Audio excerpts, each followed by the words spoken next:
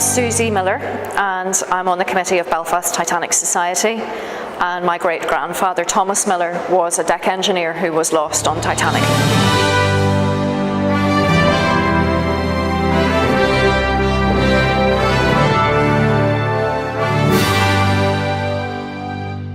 Every year, the Belfast Titanic Society, in cooperation with the Council, organises a memorial service just to pay tribute to the people from Belfast who were lost on the Titanic.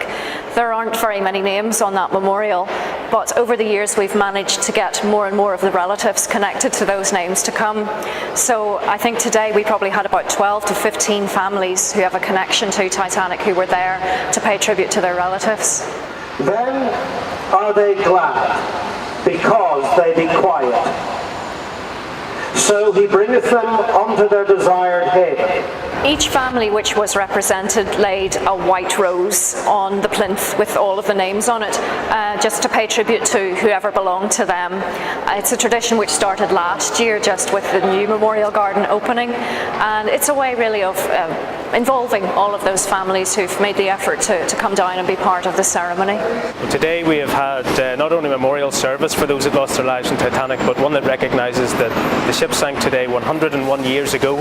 It's an important milestone, and I think last year we appropriately celebrated the significant engineering feat in building such a vessel, but I think today, as with last year, it's important that as a city and as a society we recognise the true loss, the human loss, the loss of life and the loss of potential on that day 101 years ago. So it's been a moving ceremony, but one I think that reflects the commemoration that is appropriate for all those who lost their lives on Titanic.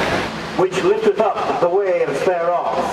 Well, Belfast Titanic Society's been around for coming up to 30 years now, and before anybody else was bothered or interested in talking about Titanic in the city, we were getting things going and trying to create that level of interest and trying to instill a pride in the city about Titanic. That came to a head obviously last year with the opening of Titanic Belfast and with the centenary, but beyond that I think it's about Belfast reclaiming the story and actually discovering new stories. Even to this day we're still meeting people who have stories to tell about their relatives. So there's just so much more to learn about Titanic.